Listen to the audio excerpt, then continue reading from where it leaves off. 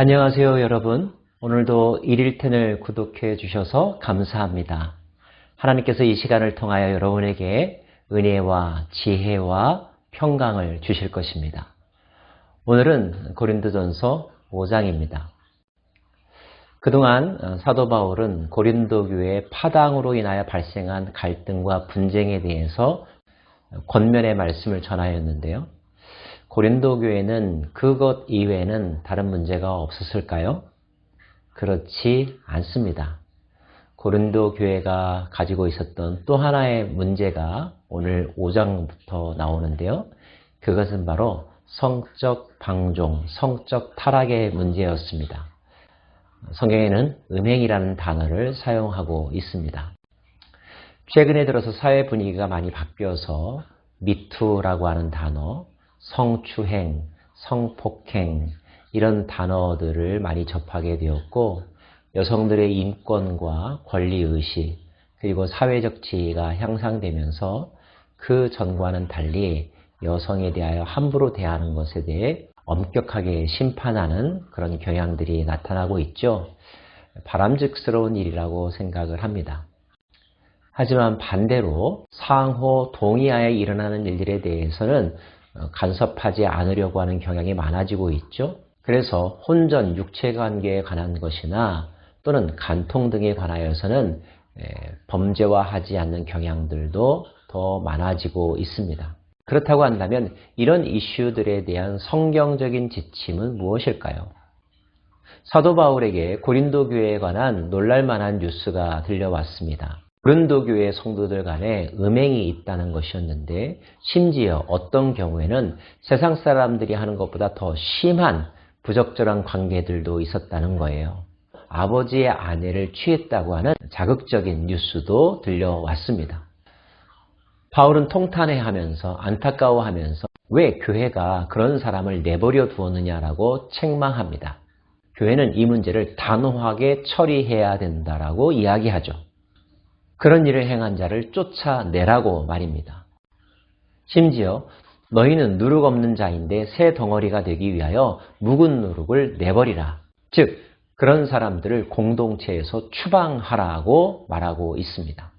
그렇게 해야 하는 이유는 비록 한두 사람으로 인하여 시작이 되었다 할지라도 그것이 교회 공동체의 순결함과 거룩함을 훼손할 수 있는 누룩과 같은 것이기 때문이라고 이야기합니다.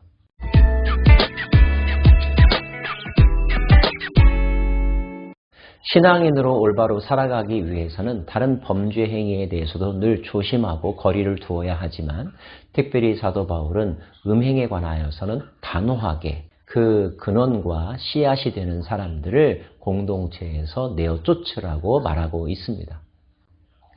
이제 내가 너에게 쓴 것은 만일 어떤 형제라 일컫는 자가 즉 신앙 공동체 안에 있는 한 사람이 음행하거나 탐욕을 부리거나 우상 숭배를 하거나 모욕하거나 술 취하거나 속여 빼앗거든 사귀지도 말고 그런 자와는 함께 먹지도 말라 함이라.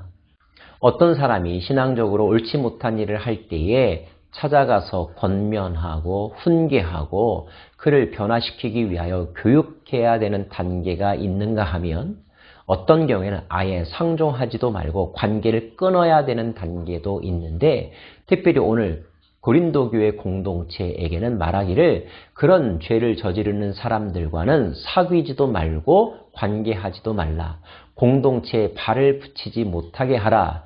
추방하라고 말씀하고 있는 것입니다. 어떤 사람들은 교회가 취해야 될 이런 단호한 교훈에 대하여 교회가 너무 심하다. 사랑이 없다. 용서할 줄 모른다. 라고 반발할지도 모르겠습니다. 그러나 성경의 일관된 가르침은 죄에 대하여 단호하라는 것입니다. 사탄은, 마귀는 대적해야 될 상대이지 용서하거나 품어야 될 상대가 아니라는 것. 우리의 관심은 한 영혼의 구원을 위하는 것입니다. 그리고 그 영혼이 살기 위해서는 그의 삶에서 죄가 사라져야 합니다. 죄에 대하여 책망받아야 되고 죄를 끊어내야 되는 아픔을 겪어야만 한다는 거죠. 교회는 그런 입장을 취해야 한다는 것입니다.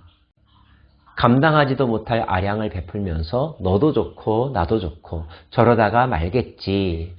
시끄럽게 하는 것보다는 조용히 묻어두는 게 좋아. 이런 태도를 갖는다면 교회가 가장 중요하게 지켜야 될 영적 순결과 거룩함이 무너지게 되며 결국 하나님의 영광이 떠날 수밖에 없는 비극을 맞이하게 되기 때문에 교회는 아까워하지 말고 미련을 두지 말고 그런 잘못된 행동들에 대하여 단호하게 처리해야 한다는 것입니다.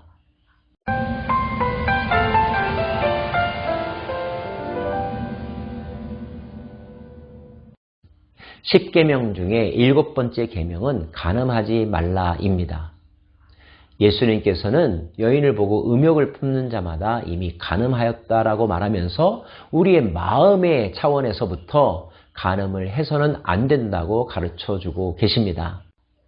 바야흐로 성적 개방의 풍조와 문화 속에서 우리는 살아가고 있습니다.